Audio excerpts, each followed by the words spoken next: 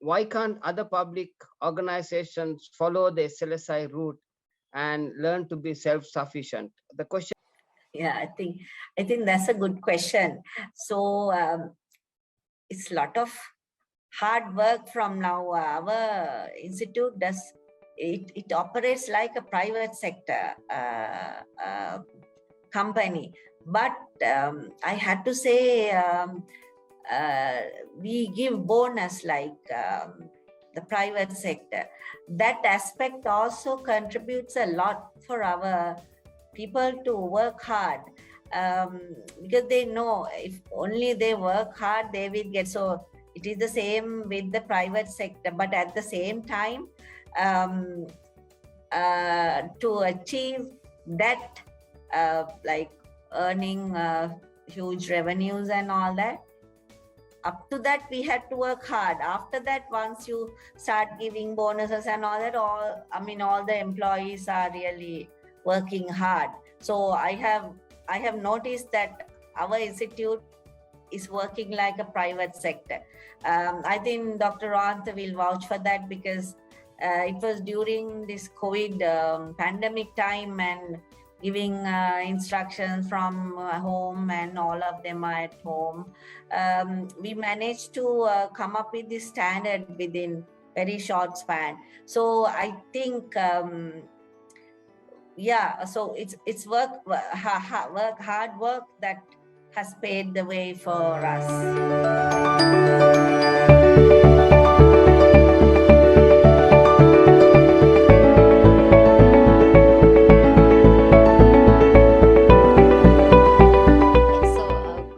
Warm welcome to another session in the MBA Diaries, where you will be meeting an expert, a global veteran who will be sharing us the experiences and knowledge for all of our betterment.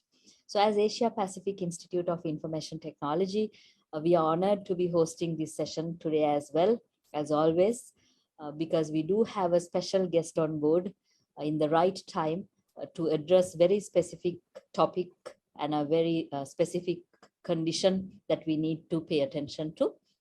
So to start with, let me warmly welcome all our students who are in the platform today, and all the counterpart university members who are joining us with from different parts of the world today. And of course, all our diplomats and invitees and foreign delegates who are joining us from different parts of the world as well. And with that, I would like to convey warm wishes from our chairman, Chairman Bandulai Gudage, Chairman of APIT Sri Lanka, who is unfortunately not in the platform as of now, but he will definitely join us on the way so that he can also share his expressions. So with that, let me now invite Dr. Rohantha Tukorala, who is the pioneering personality behind this effort of bringing networking and knowledge sharing opportunities for the students, head of postgraduate school, one of the directors of APIT Sri Lanka, who had been supporting and inspiring the learning throughout education segment of APIT Sri Lanka, and of course benefiting all the other students who are looking for these opportunities as well. Dr. Rohantha, over to you. Thank you very much, Kaushali, and I'm actually introducing Dr. Siddhika from Nepal in Kathmandu, so please bear with me for any low signal. Dr. Siddhika, since pioneering, introducing, and developing biotechnology research and services in the institute, and has gone on to attract external funding to secure rigorous research program within a short span of 2 years. Thereafter, the Director of Research Planning and Development at the Vocational Training Authority of Sri Lanka. A notable achievement was the funds secured from international donor agencies, GIZ, to upgrade the rural centers, leading to setting up of the private-public partnership for skill development. Appointed as the Director General CEO of Sri Lanka Standards Institute, Dr. Siddhika is one of the financial year developed the organization to cross a revenue of 100 million. This resulted in the organization having the ability to award performance bonuses to the employees, which are the first after almost a year. And I think I have never heard this kind of performance in the public sector arena. During the first wave of global pandemic, Dr. Siddhika architected COVID-19 control environment system standards, braving the health and logistical challenge for the total lockdown. an initiative of Rotary Sri Lanka Maldives' strong strategic partnership, SLSI was able to develop a mechanism for organizations to combat the deadly virus, the COVID-19 virus. As said today, over 200 plus companies have applied and been certified in varied sectors. And what is more unique is that that certification has got twice over recertification, which means that the companies which are spending almost all their monies in certifying has got a return, which is why they recertify. Together with Rotary, Dr. Siddhika is now championing this accreditation be the global standard on the management of COVID-19 viruses. Ladies and gentlemen, a person whom I have a lot of respect for, a person who has been educated at Johns Hopkins University on a scholarship, and she's, one of the most outstanding Sri Lankan public sector people that I have seen, very vocal, very straightforward, and what Sri Lanka wants is straightforward people of this caliber. I have no hesitation to very warmly welcome and introduce Dr. Siddhika Senaratne, who happens to be the GD and the CEO of the Sri Lanka Standards Institute. Dr. Siddhika, over to you, ma'am. Thank you very much, Rohanta, for the nice introduction. So, first of all, let me thank Asia Pacific Institute of Informatic Technology for organizing this timely webinar, and Dr. Rohanta for inviting me. It is in a way very unfortunate. After a lapse of, I think, 6 or 7 months, we have to talk about COVID-19 again. That itself shows that I think we will have to live with this COVID-19, taking precautions for quite some time. So I'm going to talk about the COVID-19 certification SLSI introduced back in 2020, I think in May. I think that's, yeah. I have to mention here that the brainchild behind this whole new certification is Dr. Rohanta and the rest of the Stop the Spread Rotary team. I remember back in 2020, one Sunday afternoon in April, Dr. Rohanta, whom I didn't know at that time, introduced himself, and they wanted to have this. At that time, the Ministry of Health has just introduced the guideline for COVID-19, and they wanted to identify or recognize the companies that adhere to these guidelines in a way of a certificate. But he also didn't know how to go about doing that. So I had a discussion with my team, and they said we just have to introduce a standard which is beyond a guideline. So first of all, we had to come up with a standard as to how we can achieve this, what Dr. Rohanta had in his mind. So to that, we got hold of Ministry of Health, and also a system standard consultant, Mr. Arjuna Somaratne of Somaratne Consultants, helped SLSI with his knowledge and expertise on developing system standards free of charge to draft this new standard. So within a short span of, I think, less than 1 month, while working from home, we managed to introduce the world's first COVID standard to stop the spread. After that, we introduced a certification scheme, giving third-party assurance to companies who adhere to the COVID-19 Stop the Spread standard. In hindsight, what we noticed was that the companies who were certified, they had COVID-19 patients even after we certify, but within a company, that patient has not spread it to anybody else. That means chances of developing another outbreak within the organizations, we made it minimal.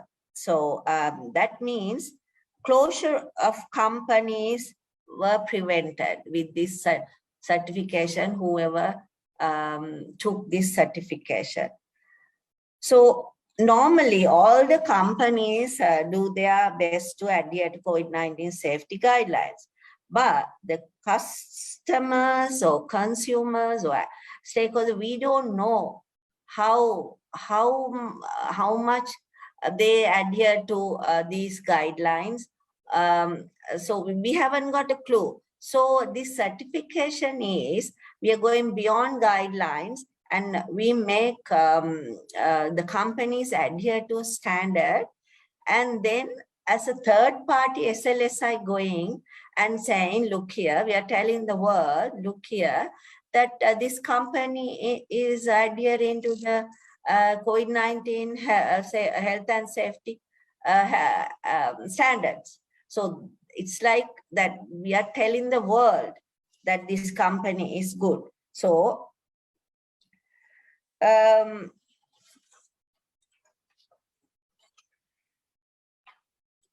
so not only that, once we give this certificate, what happens is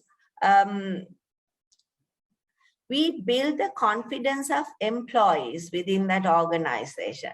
They realize now they are coming to a safe place to work. After that, automatically, this builds confidence in customers, consumers. So this way, it gives a competitive edge to the company as well. So let me just take on this. What is the difference between a guideline and a standard? So a standard, with the standard, you have to document each and everything that you do. And also with the standard, from top to bottom, that means from CEO to the cleaner, all have to get involved, and all of them have responsibilities. This way, the sustainability of adhering to this standard is ensured. So first certificate was awarded in, I think, late May 2020 to the Sri Lanka's largest exporter, Trelleborg. And after that, I think Dr. Hunt and them, they organized a lot of webinars, and we did a lot of awareness programs. And as a result, we managed to certify quite a lot of companies like Nestle, MW, and a lot of export companies like a lot of tea exporters. A lot of them joined hand with us and obtained the certification. And now by 2021, that was the first year, and almost all of them recertified with us. So that means they realized the benefits of having this certificate, because they realized they didn't have to close down the companies. And not only that, by building the confidence of the employees, all of them came to work. So the companies who obtained the certificate benefited a lot during the lockdown, as well as during the whole of this pandemic period. So, but now is the 2022. unfortunately, I think even the government relax all the rules and regulations as far as COVID-19 concerns. So the enthusiasm to recertify for the second time is less, but more than half still certified this.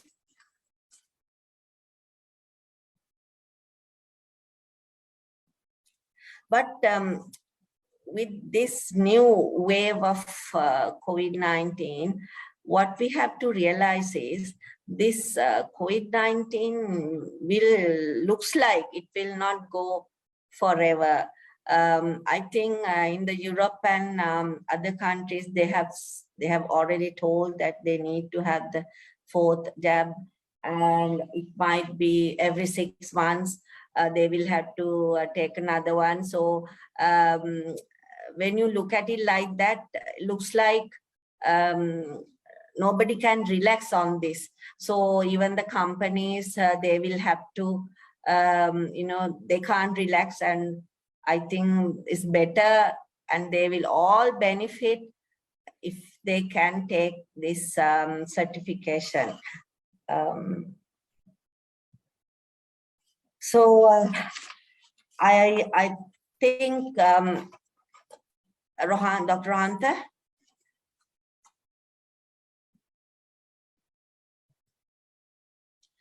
Thank you very much, and very interesting insight that you shared.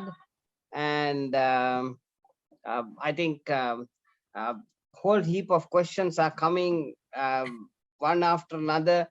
I will try to see which are the ones that is relevant in terms of answering.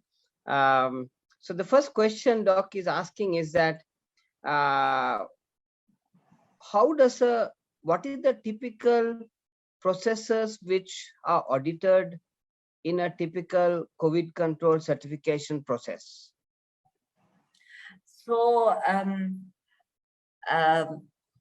COVID-19 stopped. It's like stopping the spread now. So from the moment they come in, and as from that point itself until they go back, all the processes are monitored. Every aspect where there can be a spread from one employee to another. Say like, I think even Dr. Rohantha, you went to the first audit, and then there was a issue with using the same pen to sign at the beginning. So there, like, say I am COVID positive, and I touch that pen and then sign, and then the next person comes and sign it, and then you spread it to the other. So even that sort, that to that length, we check. And not only that, even like, the bottles of ethanol and all that, even though they say it's 70%, so we ask them to check, verify that it's 70% is there. If it is 60%, it is of no use. So you might wash it, but then it's no. So they still, then you can spread it. So the way, like we have noticed that with the AC also, the COVID-19, if there is a bacteria or virus, it spreads. So how you face the AC in an office environment also we take into consideration. So a lot of things are taken into consideration when we formulated the standard, Doctor. There is a very actually the person who handles the facility management in one of the production companies is saying that the audit was very rigorously done, starting from the point that doctor was saying, where somebody comes in to the facility, where the one has to go through through a bath to make sure that one's shoes are protected. Then from there, starting from the way that you register, and then from the point of registering as to how one would go into your area where you would do your change, and then post that change, how you're taken to the factory, then where you would be working, what is the space in between people is audited. Then at tea time, how many people go for tea at a given time, how many people go for lunch at a given time, how many people move through the process when they are leaving. So basically the steps which will be followed is to make sure that the mask is put, the space is always kept at least 1 meter in between, proper food and immunization has been done.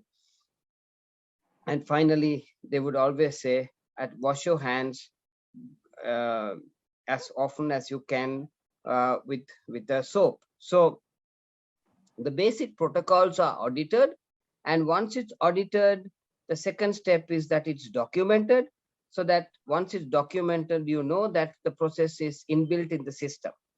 And then he goes on to say that post that, just like what doctor was saying, that you continuously have to internally audit inside by an inside person to make sure that this behavior has been practiced, because the behavior is the way that you basically spread the disease.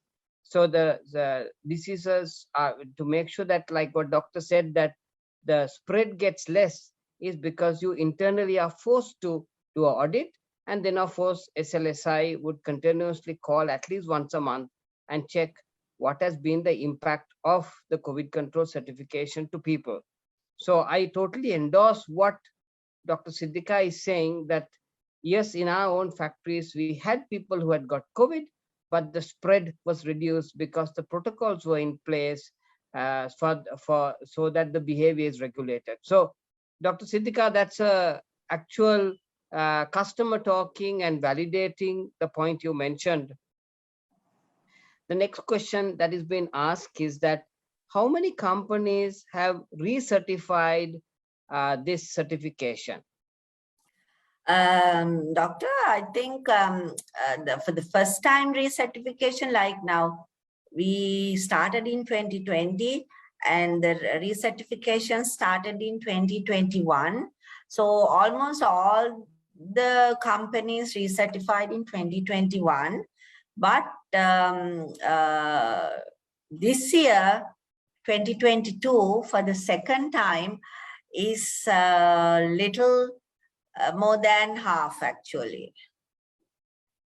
But still yet to come, like so most of them, like this is July, we started the certification in late May in 2020. So more to come, but so far from the companies that certified during this period, little bit more than half did it. Doctor, in your opinion, why are people spending so much money and getting a certification? What is your view as to why they are doing it? Is it because they are doing it as a marketing gimmick because they are going to global markets? Or do you think that they actually think that it reduces the spread of the disease? I think both, because there is a marketing edge as well. Because when it comes to tea manufacturing and all that, that benefited them a lot. Because they went with that, this is COVID-19 safety certified. So that had a benefit. At the same time, I think almost everybody benefited out of it. No two words about it. Because we never saw any company that's certified having another outbreak within that company or closing the company due to COVID. So all benefited, and everybody said the employees, they get it from outside that come in, but that particular person who was COVID positive has not spread it to others. Doctor, I can authorize one thing, which is that when you all certified the Asia Pacific Institute of Technology, APIT, we found two cases about 1 year ago, and each of those cases, because of the certification process in step, as soon as we found that the person was having a slight temperature, we moved to the sick room, and then from the sick room, the processors in place to move the person directly to a hospital, and nobody else was contaminated in the school. So I think APIT was one of the schools that was first COVID control certified in the education industry, and I think the benefit was there as a process.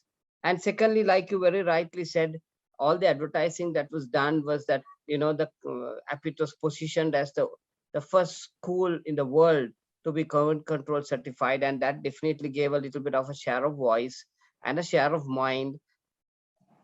And we also saw how the numbers started improving during that time. So I think you're right. There is a marketing benefit, and also there is a real health benefit. Doctor, there's a very interesting question coming up. The question is, how different is the new COVID virus, and do the same practices uphold? I think we can't just relax by saying it is different or it's mild. When it comes to COVID-19, is still bit unknown. So for some people, it will be very mild, but for some people, I mean, it's very severe. So I think we should not take it easy. Just because it's mild to a majority doesn't mean that, it will be mild for everybody. So I think the lesson learned with this new outbreak is that we should not take it lightly, and we have to take precautions for quite some time. Doctor, I remember when I had this idea that from Rotary, actually, why not we come out with this campaign called Stop the Spread. And I remember talking to my key team, core team of about 6 people, and saying, why don't we have a campaign called Stop the Spread? And we'll talk about wearing mask, washing hands, keeping a distance, and always making sure that we have the correct checking our temperature and seeing what kind of anomalies are there in our behavior. At that time, I think that was about April 2020. Am I right? Yeah. At that time, I mean, nobody knew what this whole thing was. Nobody knew. And then, we were not sure whether these practices were also not right. And we had just picked it up, and then, we got all the top cricketers, starting from the Sri Lanka cricket captain to the past cricket captains. We had about, I think, 7 cricket captains who endorsed, all the top athletes, all the National Olympic Committee athletes. We had about, I think, 157 athletes who had won gold, silver medals at the Commonwealth Games or the Asian championships in their relevant sports, who came and endorsed the brand. And the kind of mileage that we got was about, I think, about 2.1 billion Sri Lankan rupees free media we got from the whole exercise. And we shared it through social media, through Interact, Roadtrack, and Rotarians. And then it started going down to the rest of the community. And the point I'm saying is, at that time, we didn't know what was going to work. Nobody knew. So I think even today, as we speak, we don't know how the virus is going to behave, is my belief, because the virus keeps, innovating, changing its structure and the way that it attacks. But all we know is that this virus is picking up in Australia. It has picked up in some parts of China, and now it's it's slowly coming into the Southeast Asian countries. So again, the only protection we have is get the fourth jab, as they call it, and then of course follow the protocols, and then of course to systemize this, Dr. Your certification that you are developed in SLSI is one way that you can bring the system into the company. So there are two facets. Nobody knows the exact answer, but all we know is that you have a vaccination process, which is now you have the third vaccine that people have got, and people are getting the fourth vaccine. And then there's a behavior side, which is what SLSI certifies and brings the process in. Dr. A very interesting question is coming. It says, why do global companies like Trelleborg, who is one of the world's top rubber tire manufacturers, and people who are in the tea industry like Akbar Brothers, who is like Sri Lanka's #1 tea exporter, what is their reaction has been in having these systems inside? And of course, they have been certified for the second time round. What do they say, doctor? I think they were very keen to have it because they realized the benefit. And because people like Trelleborg and Aqua Brothers, they can't afford to lose even one day. So they took this very seriously. Even still, they are very serious and very keen about, because they saw the benefit of having this certification. So I think Trelleborg was so keen. They were really, at the beginning, they were really after us, asking us to make it quicker. And I saw one of my friends in UK, he had seen that the Trelleborg, they have praised, International Trelleborg has praised Sri Lanka for having that. That means everybody's really appreciating this effort.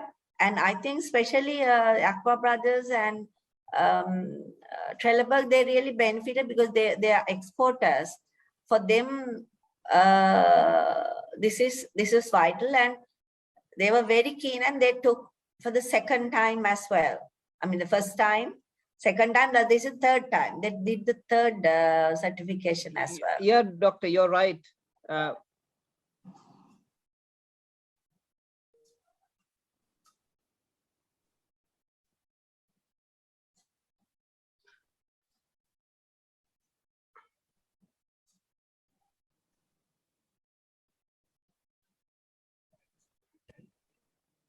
Dr. Rohantha, we have you back in the platform again. I think we lost Hi, you for a while. Thank you Yes. very much. No, actually, one key point that must be mentioned is that, when I was speaking to the managing director of Trelleborg, doctor, most of the other companies around the world had asked, what is this certification?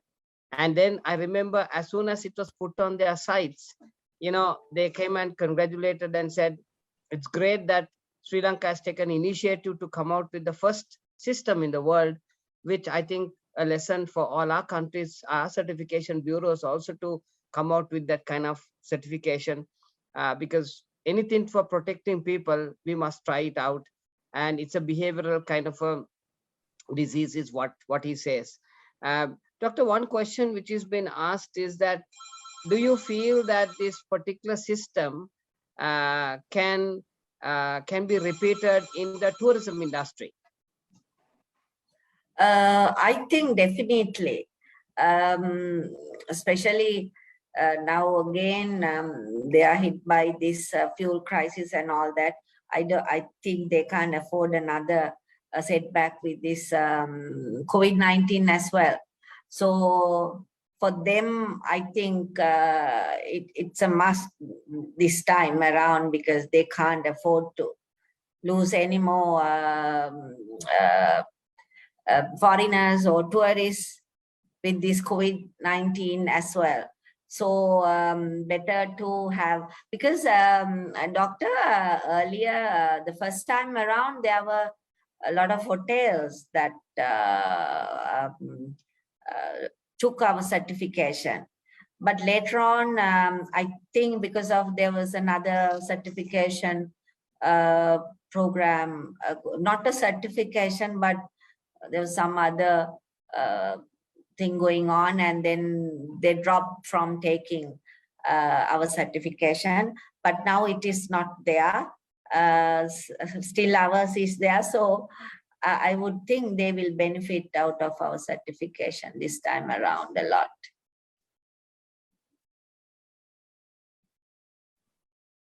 Doctor, very interesting question coming up. The person is asking, have you tried to market this certification to our neighboring countries like Maldives? Because even in Maldives, most properties come to Sri Lanka for certification purposes. Your view? I think, yes, we wanted to, but at that time we didn't have the international recognition. Now we have accredited our systems, this standard. So definitely now we can go for it, because now we are being recognized internationally. Doctor, another very interesting question coming up is from the public sector. It's actually Manoj, who is on the MBA program of Staffordshire University, saying, are there any public sector organizations who has got COVID control certification? Yeah.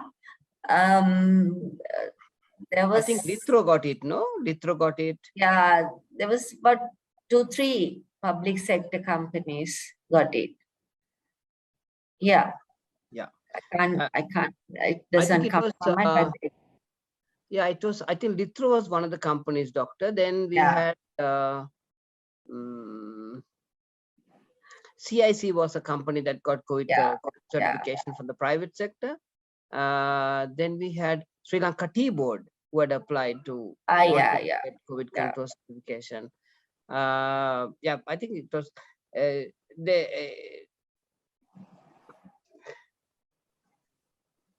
are the systems continuously getting upgraded, or is the certification that was developed today, developed in 2020, different to the one that is right now available in 2022? Good question. Actually, we updated, because with the MOH guidelines getting updated, we had to update as well. So we and we learned a lot about how the AC plays a big role in spreading this virus. So we had to upgrade that aspect as well with that. So with the new knowledge, we did changes accordingly. Question coming from a lady, Samadhi. She says that, Doctor, what made you, after studying in such a prestigious university like Johns Hopkins University, why do you decide to serve the public sector when you could have served all over the world? That's a good question. I think I wanted to come back because I had free education in this country, and I wanted to give it back. And so, yeah, and I enjoyed. I was, at the beginning, I was a bit surprised with the slow space and all that. But then I think I managed to change quite a lot of people as well. How to think, the way the other countries think and all that. But I think I enjoyed it, and I have no regrets also.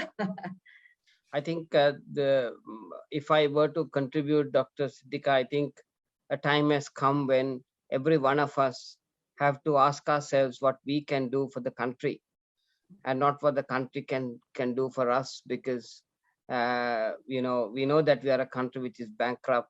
We know that we have to reduce our cost. We have to see how to we can increase our revenue from our export sides, and from different other like tourisms, um, maybe marketing Ceylon sapphires or Ceylon cinnamon, so that then we can, I think, bridge this deficit that is there in the budget, and through that budget deficit maybe we can strengthen the country towards better strong ratings. A very interesting question is coming. They're saying, Doctor, SLSI is a self-sufficient public sector institution, is what I have heard. Why can't other public organizations follow the SLSI route and learn to be self-sufficient? The question is coming from Hirunika, who is a second-year MBA student at Staffordshire University. She works in a software engineering company. Yeah, I think that's a good question.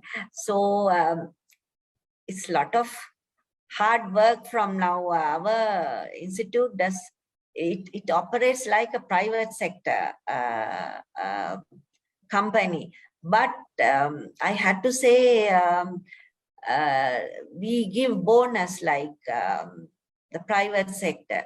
That aspect also contributes a lot for our people to work hard, because they know if only they work hard, they will get. So it is the same with the private sector, but at the same time, to achieve that, like earning huge revenues and all that, up to that we had to work hard. After that, once you start giving bonuses and all that, all the employees are really working hard. So I have noticed that our institute is working like a private sector. I think Dr. Ranta will vouch for that, because it was during this COVID pandemic time, and giving instructions from home, and all of them are at home. We managed to come up with this standard within very short span. So I think, yeah, so it's hard work that has paved the way for us. I mean, I yet remember walking in at about 2:33 and meeting you. I didn't know you. I came and said, Doctor, we have this idea. Can we do a COVID control certification? And we couldn't believe this. Within, that moment itself, I remember you saying, yes, I think it's a good idea. Let's do it. Give me 2-3 days. I'll get back to you. And the next thing we knew was a team had been already put together. And then within 1 week, we had already got the certification first cut done. And then, it had to be certified. It had to be checked. It had a consultative team from Ministry of Health and so many sectors. And then, I remember how you all really pushed the whole team and made sure that the approval was got for us to launch it on the first week of, I think, April. And it was a classic case study of a public sector institution working like a private sector. And even when I used to go and tell this to the Rotary colleagues, all of them said, is SLSI a private sector institute? And I said, no, it's a public sector institute. So I asked them why. And they said, well, if they are a private sector institute, I'm sure they would have earned money from this COVID control certification, which they must give some money to Rotary. So, in fact, I told this to Dr. Siddhika, our global Rotary president, said, Ranta, if this idea came from Rotary, why can't SLSI give some funding to one of our cancer projects, or the Human Heartwell Bank, which we are building in Ledridgeway, which we are all doing free, yeah? And I said, no, it's a public sector institute, and public sector institute cannot give money.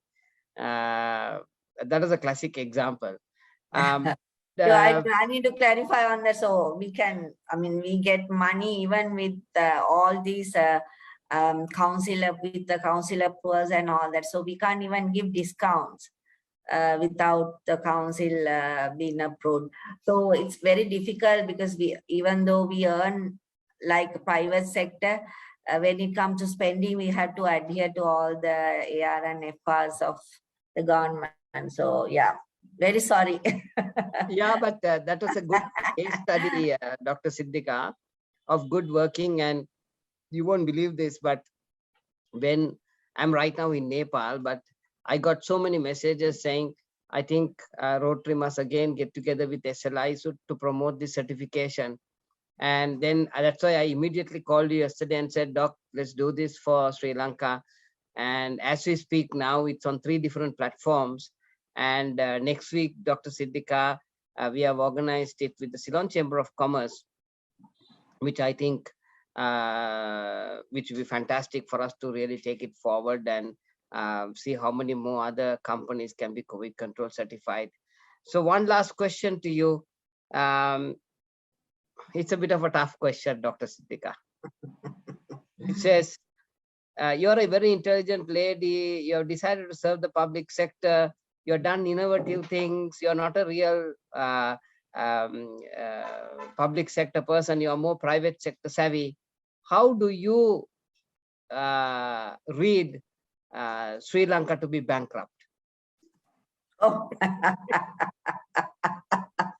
that's how am I read that? I think not taking decisions at the right time. Yeah. I would say that is the biggest. That's a brilliant answer, Dr. Siddhika, because when you're studying for your masters, you're always continuously saying, take decisions at the right time with the proper data. So when you're not data driven and you start taking decisions on perceptions, you take decisions on entrepreneurship kind of decision making, that's what takes us into wrong decision making. I mean, a classic example is that everybody had done all the research to tell that we had to go to the IMF before, but continuously, without looking at database decision making, it was decided not to go. And that was the reason why I think it's one of the reasons why we have come to it. But a fantastic example happened this morning, Dr. Siddhika, which I want to share with you, is that the Bangladesh has 7.5 months of reserves, 7.5 months, something like $43 billion reserves, but they have applied for a IMF loan. Wow. And when everybody, yeah, and when they asked why, they said that's called a precautionary method of protecting your country. I'll just read out actually the message. Very interesting message. So those are classic examples of where you look at the future and see how you they say this is a precautionary measure to protect our country from any kind of external shocks. So all this time, India was ahead of us, and we used to look at India, but today we suddenly find a country which has been very properly governed, like Bangladesh, has crossed an export of 50 billion. I remember when I was chairman of the Export Development Board in 2004, I made a presentation at that time to Her Excellency. And I mentioned how in 1990, the exports of Sri Lanka, Vietnam, and Bangladesh, all three of us were at $2 billion in 1990. Wow.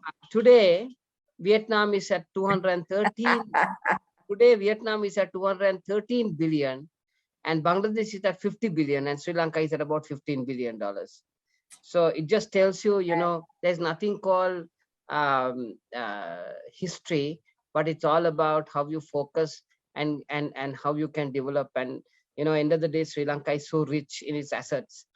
If you focus and driver exports to be 3 billion. Currently, it's about 1.5 billion, maybe with a T hub. Our apparel industry definitely can do a 10 billion. Currently, it's at about 6 billion.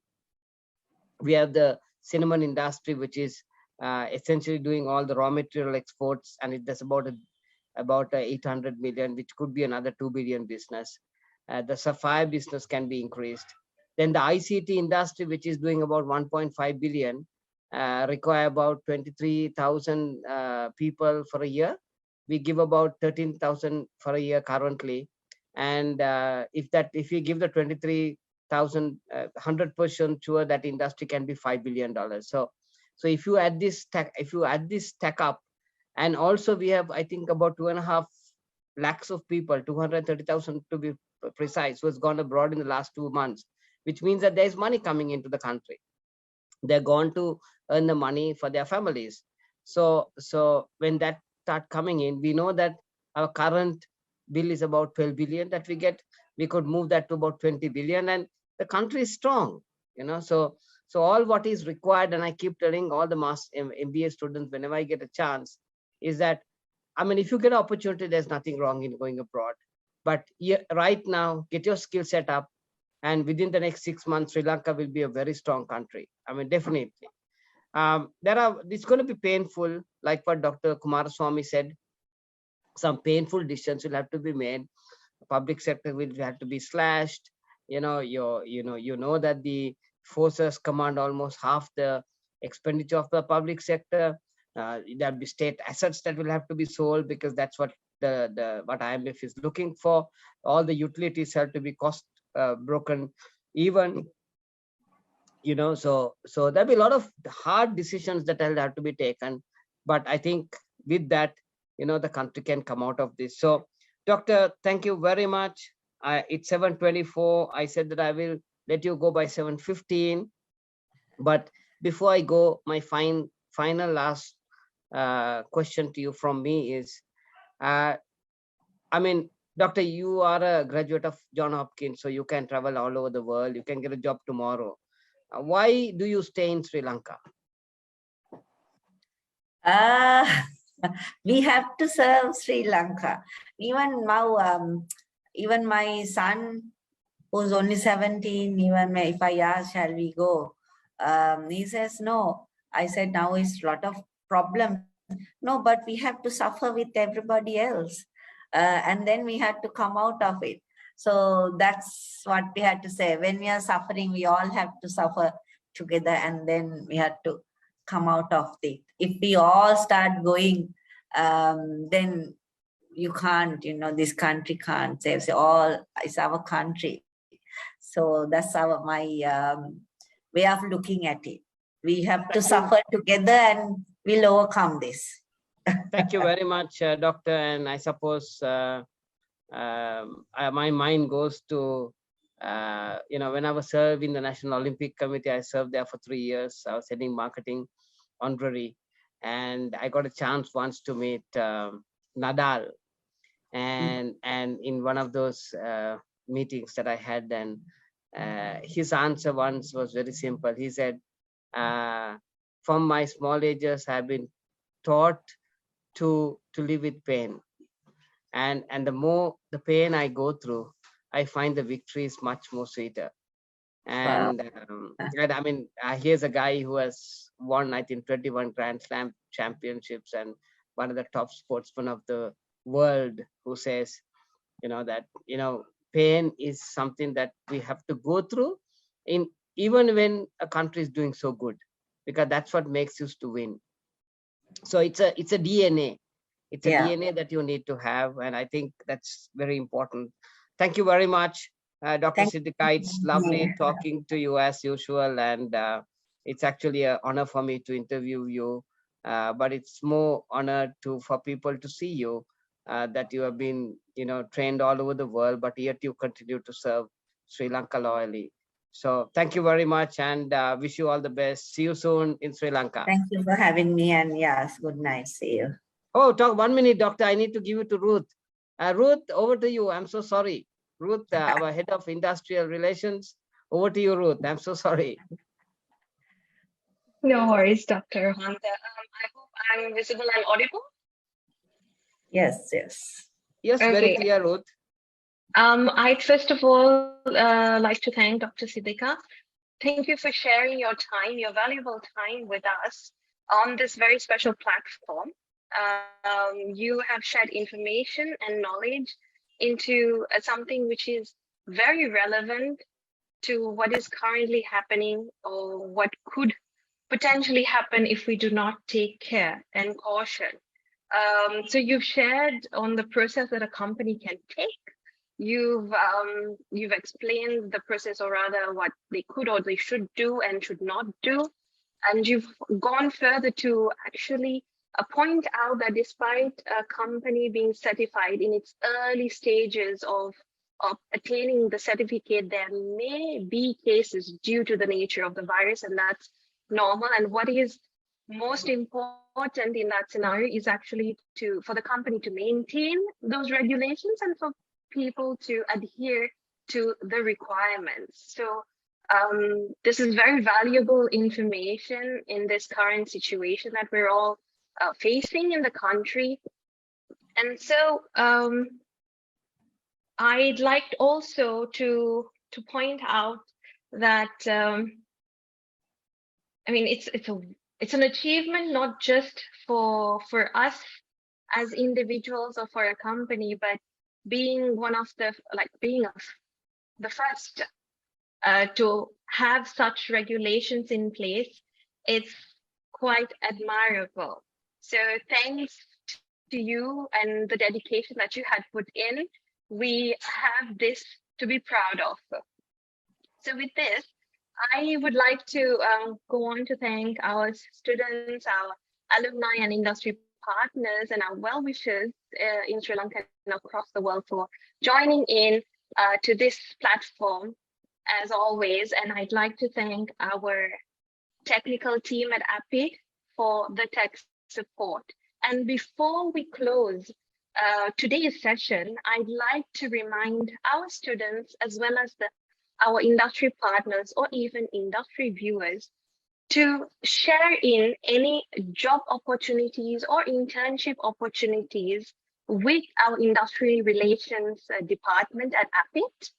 Together, we can make a difference to build a better future.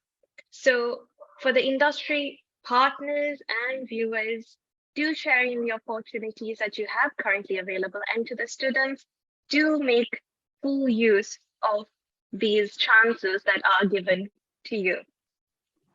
And with this, I have truly come to the end of today's session. To one and all, a good day, a lovely evening, and a good night. Until we meet again at another session, take care and stay safe.